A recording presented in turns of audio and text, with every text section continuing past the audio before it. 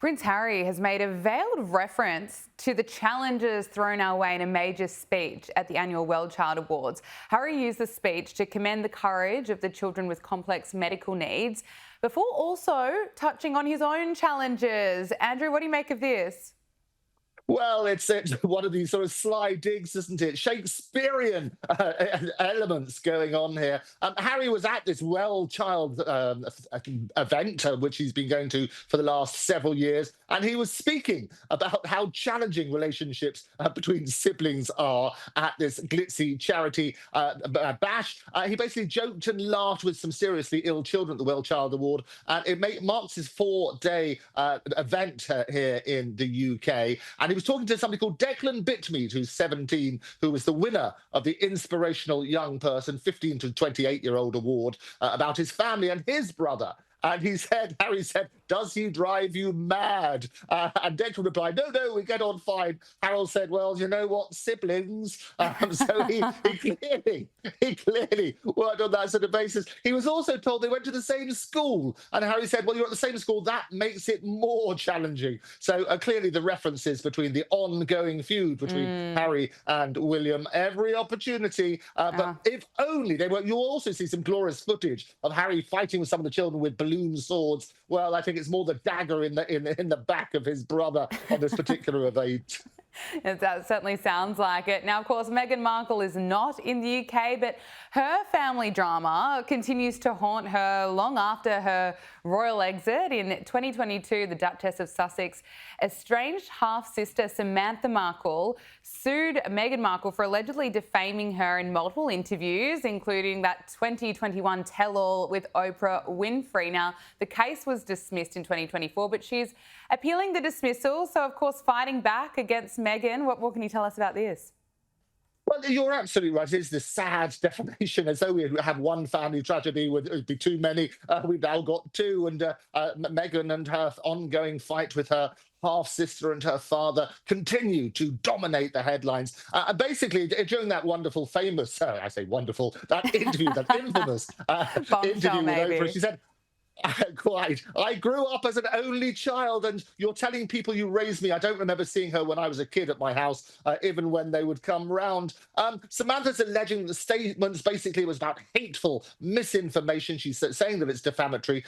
The court in the first instance said, "Well, look, there's not enough combined to make it a defamation case." So they threw it out with what's called with prejudice, and so you couldn't come back. She's appealing her right to do it. And she basically started saying that she's being portrayed as a lying, racist fame seeker who's out to harm Meghan and capitalised on that harm caused. And the reality is this, is that the more you get this feud being fought out in courts, the more those allegations tend to stick. And so you're getting exactly that sort of basis. The headlines are reporting it, but the ongoing saga, yet another chapter with more megalomania. They're going to dig out all of those insults. They're going to keep referencing the "with love, Meghan." Well, I can tell you there's no love lost between those two. Absolutely not. Now, Prince Andrew's relationship with Jeffrey Epstein is causing another headache for King Charles, and this is as he prepares to host a state dinner with US President Donald Trump. Now, Prince Andrew is reportedly off the guest list at Windsor Castle. Now, Andrew, that is a smart decision, I would say.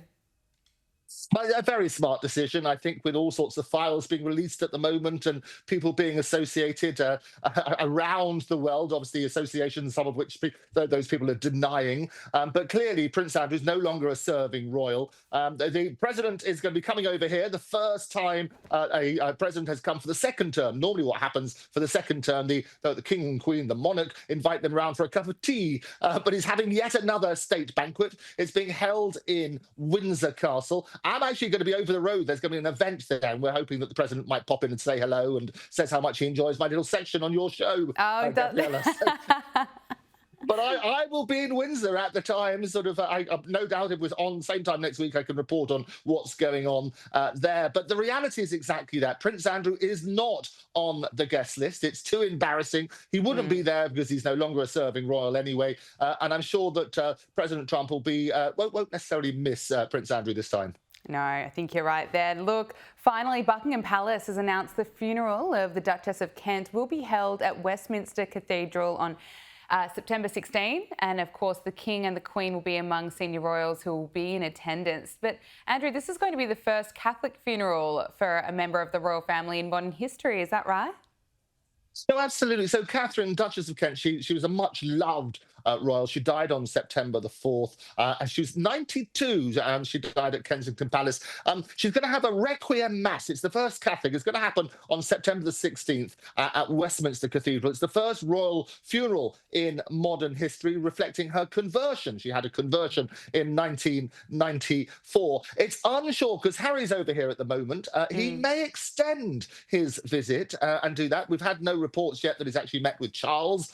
He has made announcements about big donations that he's made, including to the children in need, about £1.1 million, huge amount of money. So he's been doing that. I hope that he does stay for the funeral. He has got a sort of history for staying. Basically, the Duchess of Kent, was, you might remember, at his marriage to Meghan Markle in 2018, and they were also the neighbours at Kensington Palace. So he clearly was close to her, and I very much hope that he will attend the funeral. But as you say, it is going to be the first Catholic funeral for some time, the first Catholic royal funeral, but a much-loved royal, and she's sorely missed. Andrew Eborn, thank you so much for joining us on Power Hour. It is brilliant to speak to you as always. Looking forward to your reports next week. Looking forward to it, Gabriella, as always.